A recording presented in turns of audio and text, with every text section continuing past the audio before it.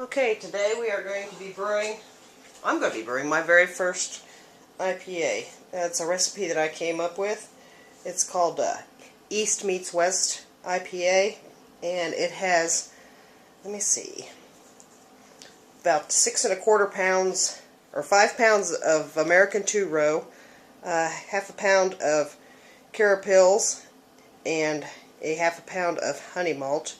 And for the hops, we have an ounce of Sriracha Ace and an ounce of Citra. The Sriracha Ace, I believe, is a Japanese hop, and the Citra is American, so that's where I came up with the East Meets West name. Okay, I did buy bottled water for this, simply because of the fact that our water is very hard and alkaline. And with this style of beer, I want as neutral a water as I possibly can get. Our water works really good with stouts and porters and the dark stuff like that, but these lighter beers, I would just as soon have a nice, clean, neutral water. And I will also, a bonus with these and stuff that I like is I'll also use this as the fermenter.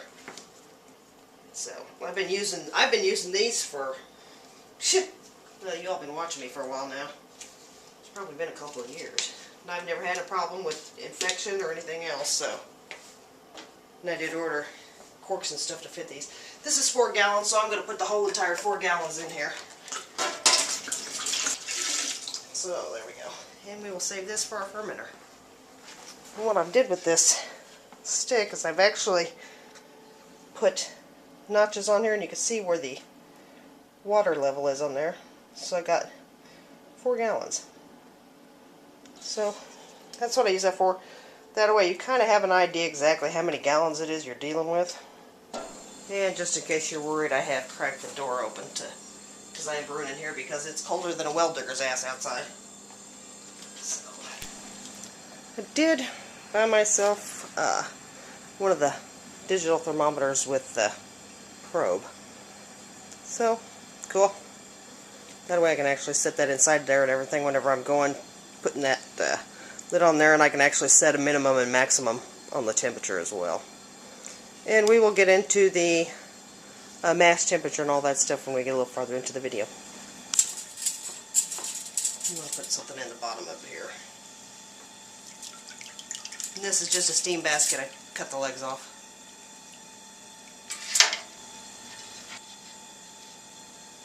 I've got this clamped on here just so that it doesn't fall down in there. And since I will be using my mash stir, I'm going to flip those down.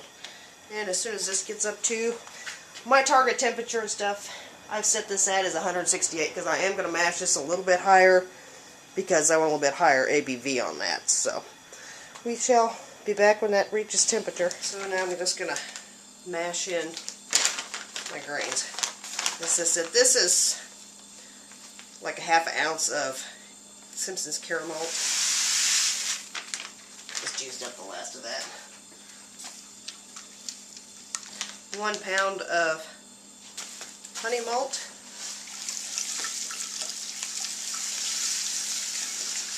And the reason I'm kind of adding some of these other grains is to give it a little bit of a sweetness to go with the citrusy profile of the hops. 5 pounds of the raw 2-row malt. If anybody wants to know why I do the brew in the bag, it's I've got all the equipment to do it the other way. This is just easier. For lack of a better excuse or reason, it's just easier.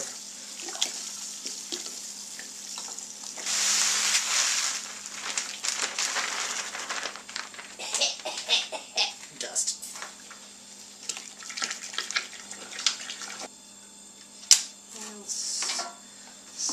Mash stir in. And I'll show you a picture of the inside of that. I've got it in another video, but we'll just do it again. So, make sure the bag doesn't get caught up. Excuse the noise.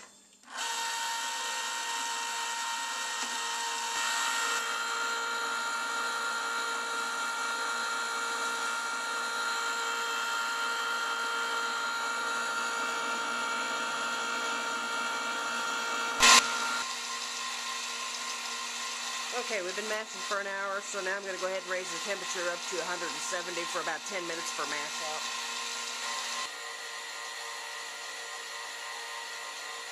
We mashed for our hour, and then we mashed out at 170. So now I'm going to get this and pull this bag up out of here.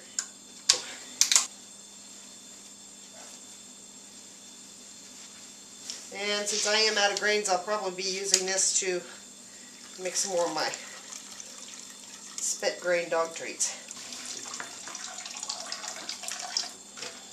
And we'll just let that drain for a little bit.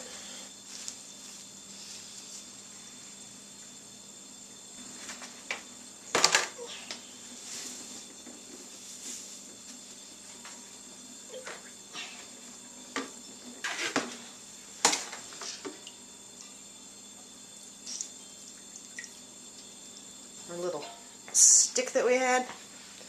So let's measure. See exactly how much we've got. So, pre-boil, we've lost about, after I squeezed the bag and all that, we've lost, because it was right about there, we're down to about here, maybe a quart at the most. So I said that's not too bad.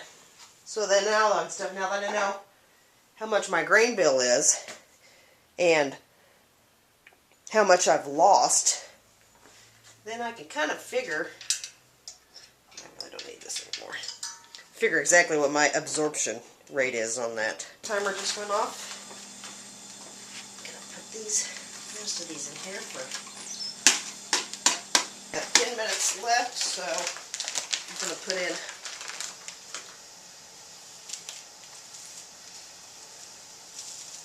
half of these Citra. I'll do 5 minutes. I need to put my wort chiller in here, don't I?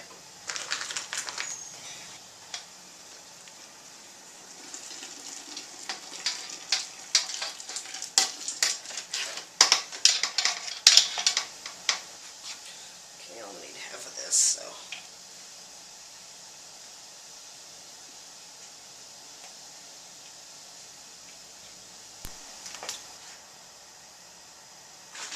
Okay, since this is 2 ounces, I'm only going to add a few more of these. And I think actually what I'm going to do now is just flame out. Just let those steep in that for just a little bit. Alrighty. And I've got my recirculating pump here for my wort chiller. Some bottle of ice in there.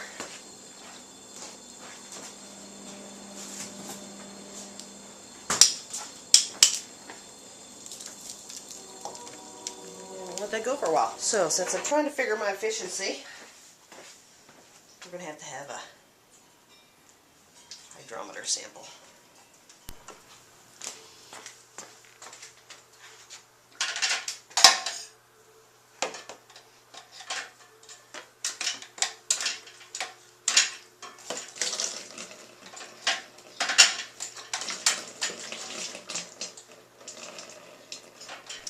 So tell me you can't get good hot and cold break using this method.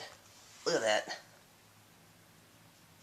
This happened with the cream ale too. Separated out and clumpy like that, and then all that stuff sunk to the bottom. You can see it moving right now. And it turned out really good. So anyway, I think my brew day is done. I'm going to pitch the yeast in this, and then that will be the end of it. So thanks for tuning in, watching me brew my first ever IPA. So, later.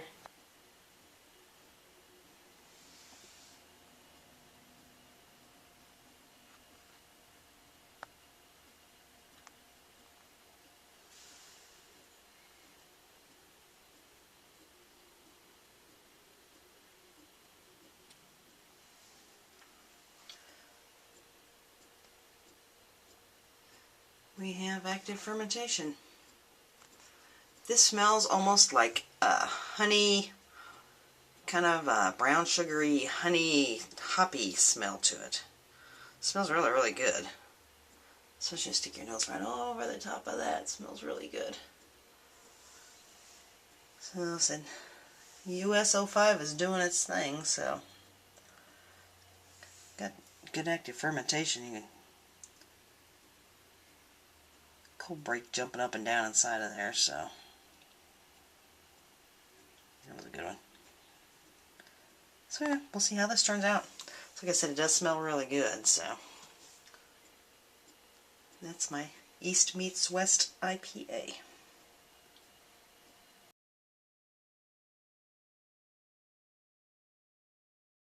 Don't need this anymore. I can kind of actually fall on the floor this time. So I'm going to go ahead and sprinkle. Whoa, that was smart. Let's try this again.